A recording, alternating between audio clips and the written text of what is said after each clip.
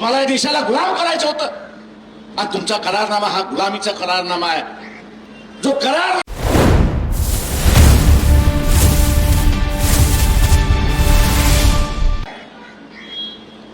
अमेरिकेबरोबर करारनामा जो झालेला आहे त्या करारनाम्यामधलं फक्त एक गोष्ट आपल्या समोर येते आणि ती म्हणजे शेतीच्या संदर्भातली.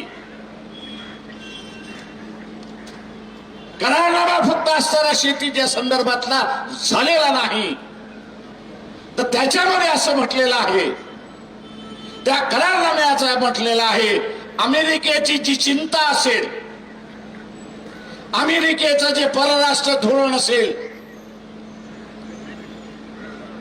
भारताला त्याच्याशी जुळून घ्यावं लागणार आहे. भारताला काय करावं लागणार तर त्याला जुळवून घ्यावं लागणार हे लक्षात घ्या. आणि म्हणून इथला असताना मोहन भागवत यांना असताना आम्ही विचारतोय, आणि म्हणून मोहन भागवत यांना आम्ही असताना विचारतोय की हे युद्ध वाढलं तर भारताचा सैनिक आणि भारताचा असणारा एअरबेस, हवाई अड्डे हे तुम्ही अमेरिकेसाठी खुले करणार आहात का? तो अमेरिकेच्या सांगण्यावरनं खुलं करणार असाल तर तुमचं स्वायत्ता गेली कुठे? तुम्ही स्वतंत्र राहिलात कुठे निर्णय घेण्याचे? आणि आज पुन्हा या देशाला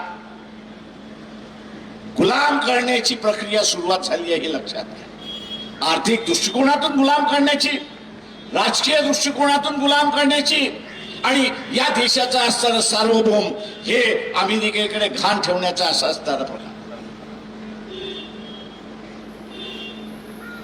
मोहन भागवत हे तुमच्या संघटनेला, RSS ला मान्य आहे का याचा पहिल्यांदा खुलासा करा. सत्ता तुमची आहे,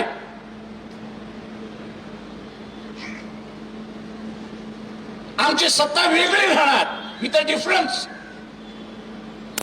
हा शब्दप्रयोग तुम्ही केला होता, हा जो वेगळापणा आहे, डिफरन्स जो आहे, हा गुलामीचा डिफरन्स होता.